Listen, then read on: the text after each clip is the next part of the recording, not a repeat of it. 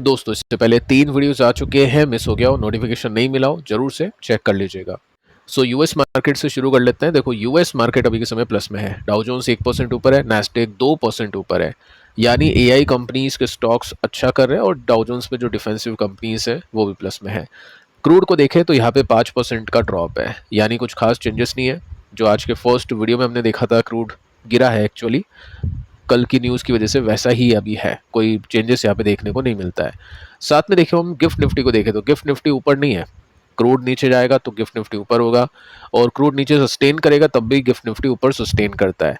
Plus US market ऊपर जाएगी तब भी गिफ्ट निफ्टी ऊपर जाता है। नॉर्मली डाउ जोन्स अगर अच्छा करता है तो गिफ्ट निफ्टी अच्छा करता है, कल की ओपनिंग अच्छी होने के चांसेस बढ़ जाते हैं। लेकिन गिफ्ट निफ्टी क्यों नीचे है, एक रीज़न आपको बताइए, आज के फर्स्ट वीडियो में डिस्कस कर चुके हैं। सीएएस जो एक नया रूल इंट्रोड्यूस हो चुका है, इफेक्टिव हो चुका है आज की तारीख से, जिससे क्लोजिंग प्राइस डिस्कवर की जाएगी एक अलग तरीके से। कौन सा तरीका है उसको लेकर हम बातचीत कर चुके हैं। सो लास्ट में जो एकदम से तेजी बनी है मार्केट की, वो तेजी टिकाऊ नहीं है और हो सकता है वो तेजी कल कन्वर्ट हो गिरावट के अंदर, ओपनिंग के अंदर। सो देखते हैं कि कल क्या होता है। बाकी लेट्स सी कि सेबी इसको किस तरह से रेगुलेट करती है। आगे चलते हैं। देखो ट्रम्प की तरफ से कुछ न्यूज़ आती है, उसको चेक कर लेते हैं क्योंकि ये भी जानना इंपॉर्टेंट है। क्योंकि इंडिया के ऊपर एक एक प्रॉब्लम आ सकती है, वो प्रॉब्लम कौन सी होगी उसके ऊपर बातचीत कर लेते हैं। तो फर्स्ट हम देखते हैं ट्रम्प वर्सेस ईरान। अब आपको पता है ये ईरान ने अभी कहा है, जो मैं आपको बता चुका हूँ, कि यूएस के साथ में कोई भी नेगोशिएशन नहीं चल रहा है, कोई भी बातचीत नहीं चल रही है, जबकि ट्रम्प ने बोला था कि बातचीत करेंगे, अटैक रोक दिया है। सो ईरान की लीडरशिप ये कहती है, मतलब धोखा देती है, ऐसा ट्रम्प कहता है कि पहले तो उन्होंने भीख मांगी कि बातचीत कर लो, अब वो बोलते हैं कि प्राउडली बोलते हैं कि कोई भी बातचीत नहीं हो रही है, कोई भी डिस्कशन नहीं हो रहा है। सो ये सब चीज़ें यहाँ पे ट्रम्प ने कहा है कि ईरान घुमाने की चीज़ों को कोशिश कर रहा है। साथ में आगे चलते हैं। देखो ये डेटा काफ़ी इंटरेस्टिंग है और काफ़ी नेगेटिव है। पॉजिटिव तो है इंडिया के लिए, बट वैसे नेगेटिव है टैरिफ को लेकर। देखो डेटा ये बताता है कि वेनेजुला का जो ऑयल एक्सपोर्ट है वो डिक्रीज कर चुका है 1.16 million barrel per day in July. Venezuela जो यूएस ने एक तरह से कैप्चर कर लिया है। अब वेनेजुला का जो ऑयल है वो यूएस ही एक्सपोर्ट करता है, तो एक्चुअली वो जो एक्सपोर्ट है वो कम हो चुका है जुलाई में, और यूएस का जो इंपोर्ट है वो बढ़ चुका है। ठीक है। साथ में आप ये देख सकते हैं कि वेनेजुला जो इंडिया को ऑयल बेच रहा था, एक्सपोर्ट कर रहा था, वो ड्रॉप कर चुका है 178,000 यानी 1,78,000 बैरल्स पर डे जुलाई के अंदर। ये शिपिंग डेटा बताता है।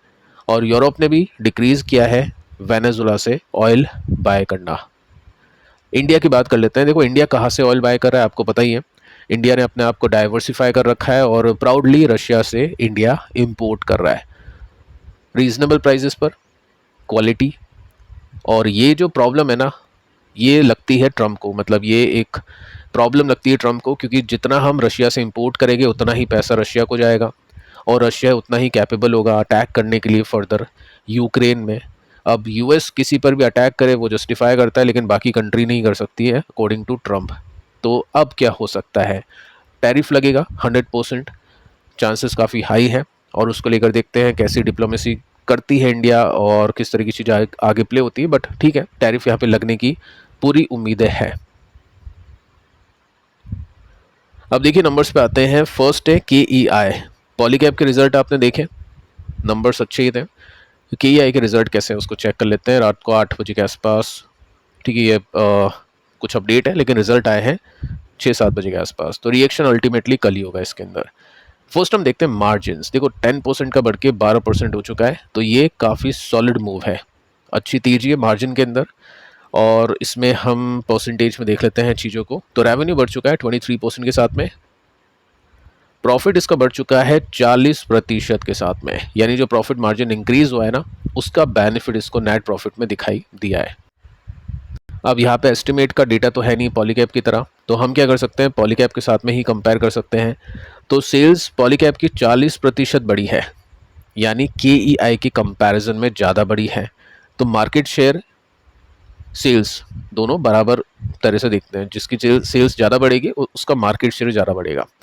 यहाँ पे बात करें प्रॉफिट की, तो प्रॉफिट इसमें 32% के साथ में बढ़ा है, यानी पॉलीकैब का प्रॉफिट का मार्जिन घटा है थोड़ा सा वायना बेसिस में, लेकिन KEI का मार्केट शेयर प्रॉफिट मार्जिन बड़ा है। सेल्स में KEI पीछे है, लेकिन प्रॉफिट के जो ग्रोथ बोल सकते हैं या परसेंटेज हम बोल सकते हैं मार्जिन्स के मामले में KEI आगे है। सो देखते हैं कल नंबर्स मार्केट को कैसे रखते हैं। रिएक्शन आपको मिल जाएगा सुबह 9:15 पे, उसके बाद में बातचीत होगी कल के दिन अगर कुछ बड़े मूव्स आते हैं तो। इसके ऊपर नज़र रखनी चाहिए। एथर एनर्जी काफ़ी टाइम से अपन इसको वॉच कर रहे हैं, काफ़ी टाइम से अपन इसको ट्रैक कर रहे हैं, एनालाइज कर रहे हैं। एक अच्छी कंपनी है, इसकी जो व्हीकल है जो स्कूटर्स है वो भी काफ़ी अच्छे रिव्यू के साथ में आपको मिलेंगे ओला के कंपैरिजन में। और कंपनी का जो लॉस है वो भी काफ़ी तेज़ी से कम हुआ है। आप देख सकते हैं 1.8 बिलियन रुपीज़ का था, जो कि घट के 510 मिलियन रुपीज़ का हो चुका है। सेल्स आप देखोगे तो 6 की 12 हो चुकी है, डबल हो चुकी है। लॉसेस आप ये यहाँ पे देख सकते हैं। अगर मैं इसको परसेंटेज बेसिस में देखूँ, देखो ओला में जहाँ पे सेल्स गिरी है वो तो मतलब अनएक्सपेक्टेड होता है, मतलब अनएक्सेप्टेड होता है, वो एक्सेप्ट नहीं कर सकती है मार्केट, क्योंकि आप प्रॉफिट नहीं दे रहे हो तो आपको सेल्स तो देनी है। तो रेवेन्यू इसका 90% ऊपर है, नेट लॉस इसका 71% कम हुआ है। तो इम्प्रूवमेंट हम देखें तो 75% का इम्प्रूवमेंट है।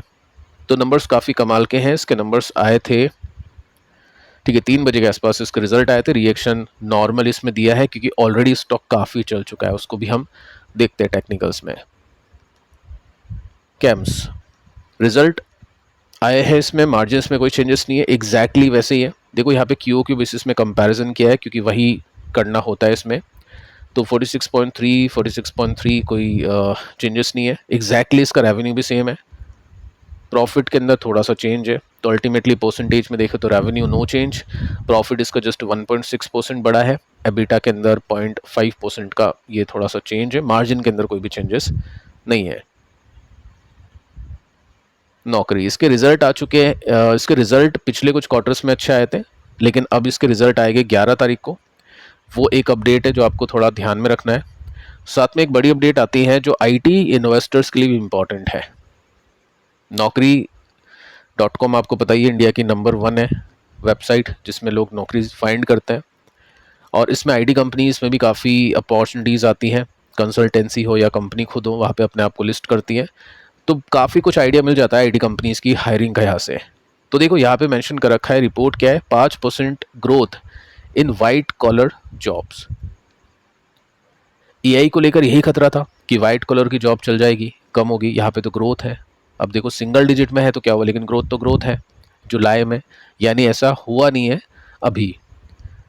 प्लस सबसे बड़ी बात यह है कि AI और ML पोजीशन सर्च कर चुकी है बाय 33%, यानी AI जो जॉब है वो ज़्यादा सर्च कर चुकी है, वो एक्सपेक्टेड था, ऑब्वियस है। अब यहाँ पे बड़ी बात यह है कि IT हायरिंग टर्न पॉजिटिव, जो नेगेटिव हुई थी वो अब पॉजिटिव हो चुकी है। तो ये भी अच्छी बात है। IT कंपनीज़ में थोड़ा सा ध्यान देना बनता है, अच्छी अच्छी कंपनीज़ को चुनने के बारे में फोकस करो जिनके नंबर्स अच्छे आ रहे हैं, टेक्निकल्स में अच्छे डिस्काउंट है, साथ में रिवर्सल आ रहे हैं, क्योंकि बाद में हो सकता है नई मौके मिले इन कंपनीज़ में। हर एक कंपनी अच्छी नहीं है, ये बड़ी जो कंपनीज उनके अंदर अभी टाइम लगेगा क्योंकि उनको इतना बड़ा प्रॉफिट है, उसको फिर वहाँ से इंक्रीज़ करना बहुत डिफिकल्ट होगा। लेकिन जिनके प्रॉफिट कम है, अच्छी ग्रोथ आ सकती है, वहाँ पे डेफिनेटली IT कंपनीज़ में फोकस रहना चाहिए। टेक्निकली देखते हैं, देखो KEI डे चार्ट है और इसमें ये लाइन है जो सपोर्ट का काम कर रही है और सपोर्ट से थोड़ा दूर है स्टॉक। कल पता चलेगा कि कैसा रिएक्शन आता है, क्या नंबर्स लगे मार्केट को। एथर बहुत अच्छा कर रहा है। यहाँ पे आपने देखा निफ्टी, ये कब का टाइम है, ये मार्च का टाइम है। और उस समय आपको पता ही है फैब के एंड में, मार्च के स्टार्टिंग में अटैक हुआ था, निफ्टी कहाँ गिर गया था और ये स्टॉक हाई लगा रहा था। तो वहीं से प्राइस एक्शन समझ में आ जाता है कि कहाँ पे गेम बनेगा, कहाँ पे ग्रोथ है। साथ में नंबर्स आपने देखे होंगे तो नंबर्स भी अच्छे थे। अब देखो ऑल टाइम हाई वहाँ से अगर मैं ब्रेकआउट के हिसाब से देखूँ तो 67% ऊपर जा चुका था, 67% ऊपर जा चुका है। निफ्टी देखे तो निफ्टी वही है, थोड़ा नीचे ऊपर है, लेकिन यहाँ पे ग्रोथ मिली है। तो ऐसे आपको आइडेंटिफाई करने होते हैं कंपनीज। बाकी अच्छी ग्रोथ इसमें मिली है, अच्छे नंबर्स आए हैं, देखते हैं आगे चल के कैसा ट्रेंड बनता है। कैम्स के अंदर कुछ खास है नहीं, वैसे नंबर्स अच्छे नहीं है। अगर आप नहीं दे पा रहे हो QOQ बेसिस पे ग्रोथ तो इसको कुछ खास कंसीडर नहीं करेंगे। हो सकता है स्टॉक के अंदर भी कुछ खास चेंजेस नहीं हो। नो रिएक्शन शायद हम देखें कल। इन्फो एज, नौकरी डॉट कॉम, ये देखो आईटी के साथ में इसको काउंट किया जाता है। अगर आप आईटी सेक्टर देखोगे तो इसमें ये भी आ जाता है। IT mutual fund, tech mutual fund देखोगे तो उसमें ये भी आ जाता है। तो जब आईटी पिटेगा तो साथ में ये भी पिटता है, ठीक है। लेकिन पहले भी इसमें बड़ी गिरावट हुई है, उसके बाद में स्टॉक मल्टीपल भी हुआ है, अब यहाँ पे भी बड़ी गिरावट हो चुकी है। अगर इसमें आप ऐसे सपोर्ट ड्रॉ करोगे तो फिर आपको ये सपोर्ट दिख जाएगा, प्लस रिवर्सल इसमें मिल चुका है यहाँ पे अच्छे नंबर्स के बाद में, और ये सस्टेन कर रहा है, तो ये काफ़ी प्लस पॉइंट है। अगर यहाँ से स्टॉक ब्रेकआउट नहीं भी करता है, ऑल टाइम हाई भी आता है, तो भी 45% का गैप है। एक क्वार्टर में होगा नहीं, टाइम लगेगा कुछ क्वार्टर, लेकिन जब ट्रेंड रिवर्स हो चुका है और आईटी कंपनीज में हायरिंग बढ़ रही है, नौकरी डॉट कॉम के भी नंबर्स अच्छे आ रहे हैं, तो फिर डेफिनेटली चांसेस काफ़ी हाई हो जाते हैं स्टॉक के रेसिस्टेंस पर पहुंचने के। तो फिलहाल दोस्तों इस वीडियो में इतना ही। पिछले 3 वीडियोस आप देख लेना। मिलते हैं कल, तब तक के लिए शुभ रात्रि।